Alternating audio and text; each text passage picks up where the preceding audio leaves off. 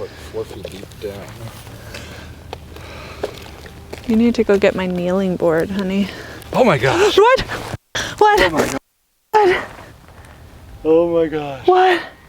I have to get the camera. What? That's the wolf spider I've ever seen. I can't do this. Get the camera.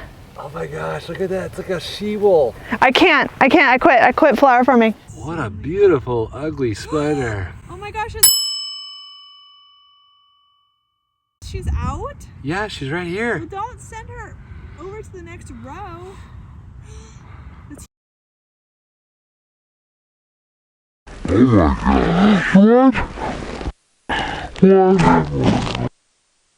I can't. I quit flower farming. Hi everyone, Alex at Corumdale Farm, and today is finally field planting day. So all of the flowers I started from seed back in March and April are finally getting to go into their new permanent home. We made the field, we prepped the field, there's drip irrigation, the holes are ready, the seedlings are ready, and I am ready to go. The Lord mercifully also gave me a cool, I'm in a jacket, overcast day to get these guys in, which I'm very thankful for because this black fabric can get a little surface of the sun-esque in the afternoon, and I was getting a little nervous about being down here physically on it planting, but today is just perfect. We just had a rain, so the soil's ready to go. So I have, once again, my grid chart that I'm basing everything on. So I'm going to be following this. It tells me what is going in each row because each row has different holes burned at different spacing, and so it matters which goes in. Like this row, for example, is my yarrow and gomphrena, which wants 12-inch spacing. That's what I have here in front of me. So I have my grid. I have my box of paint stirring sticks that I'm going to use a garden marker on to label. And hopefully the garden marker is supposed to fade a lot less in the sun and water. So especially until these guys really get going, it'll help me figure out what is here, what is living here.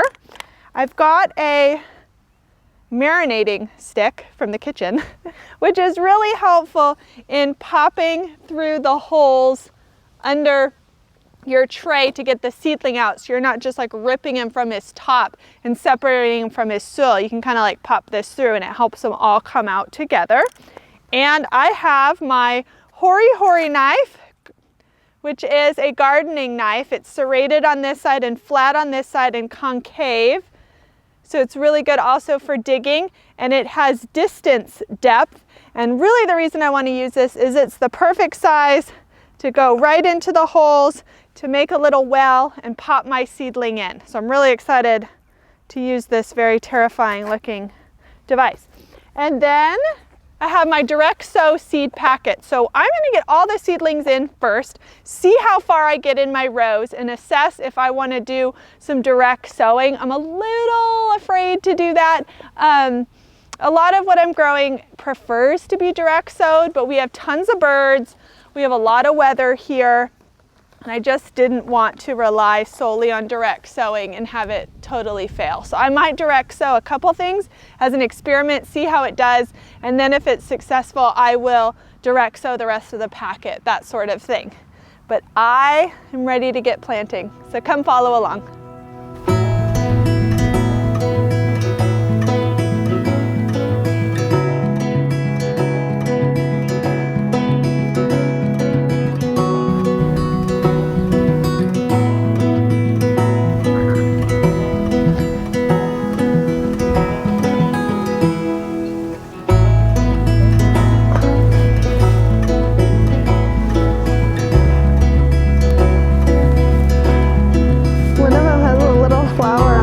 To bloom.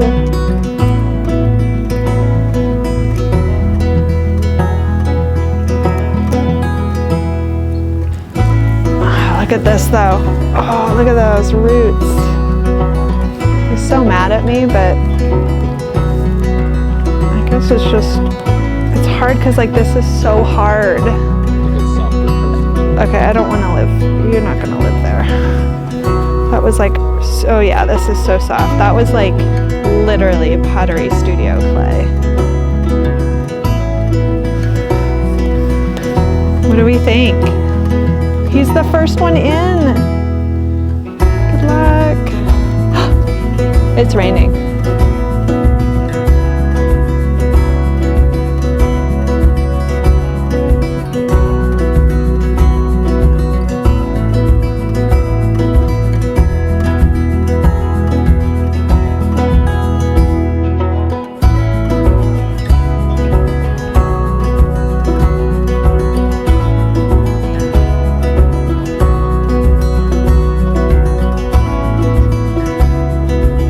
Because then it won't get dislodged. Look!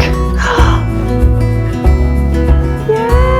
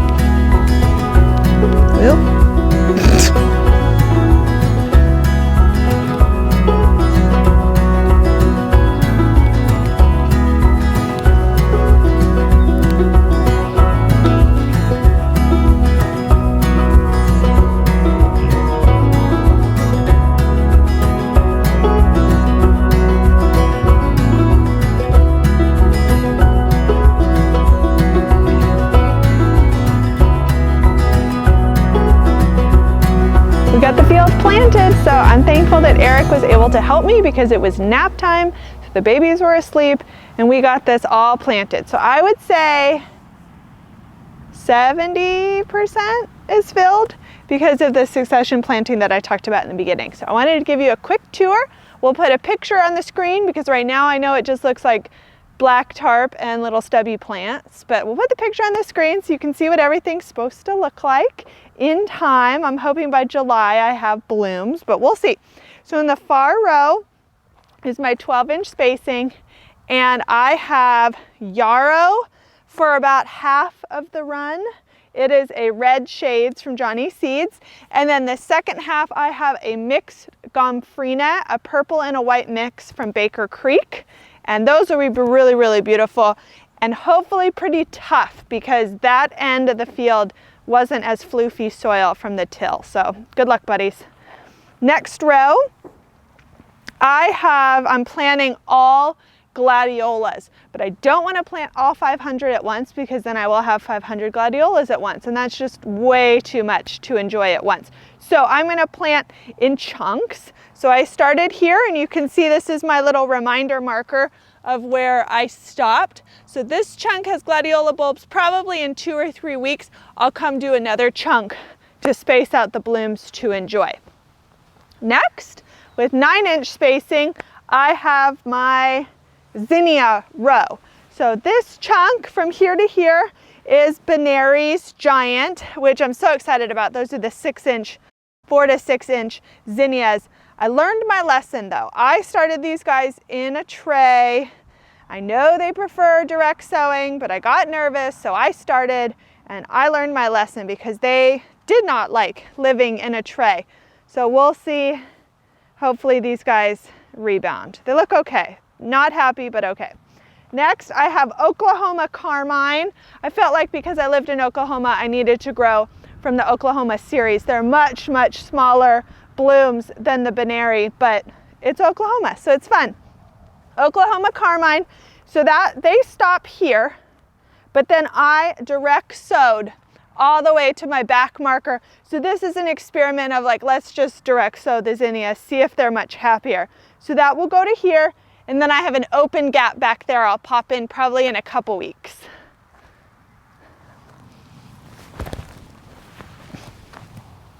It wasn't very graceful. This guy's empty.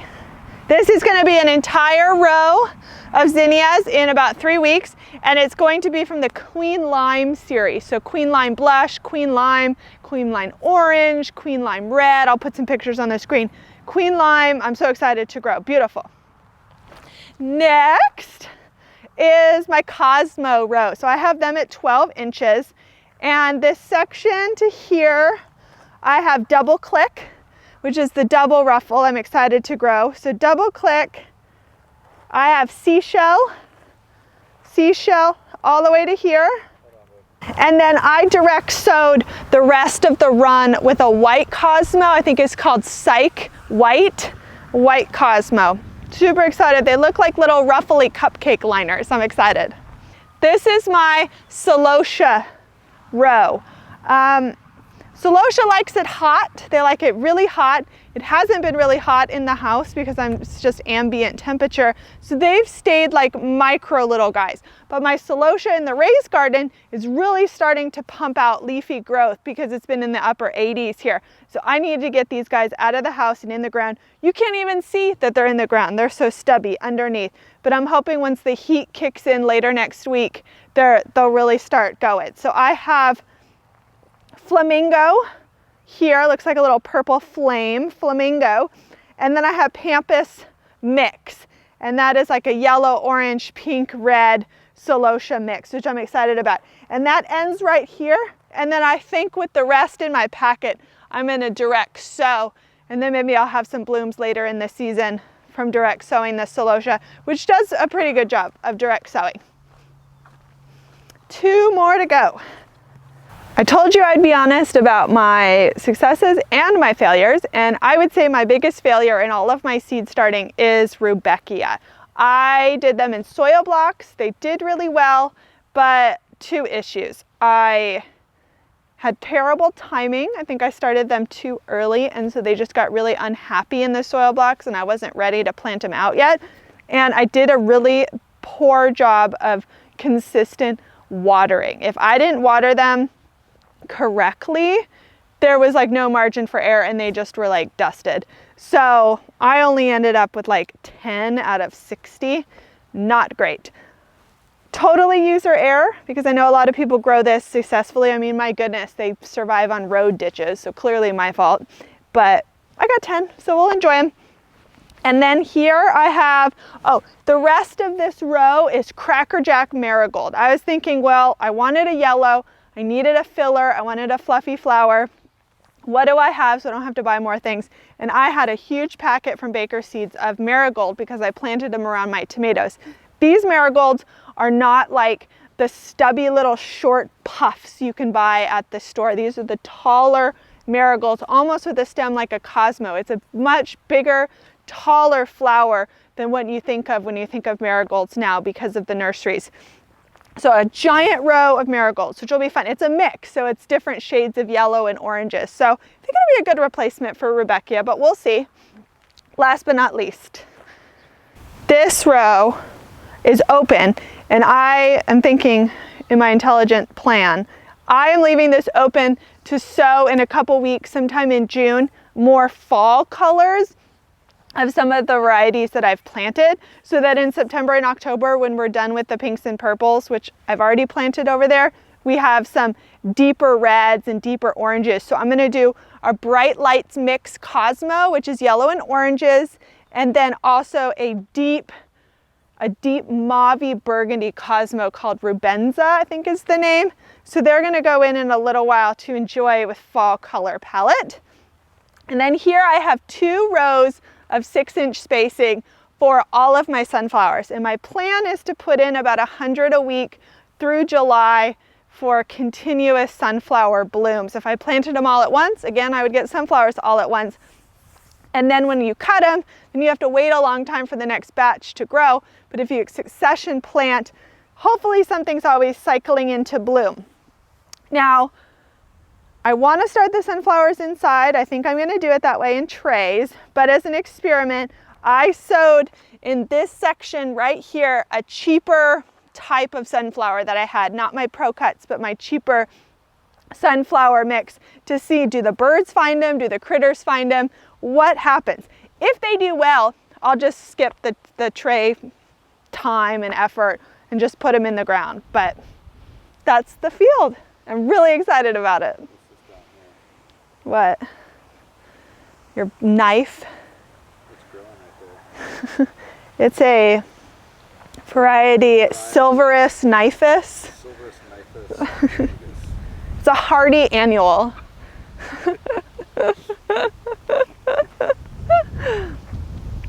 I'm so excited that I can say everything, well, almost everything is in the ground in the flower field. I feel like I spent all since January dreaming about this, planning endlessly, gathering the supplies, doing the research, and now it's actually all completed and in the ground. So now begins maintenance mode of keeping the holes relatively weed free because we weren't able to remove all of the grass, just a chunk of it.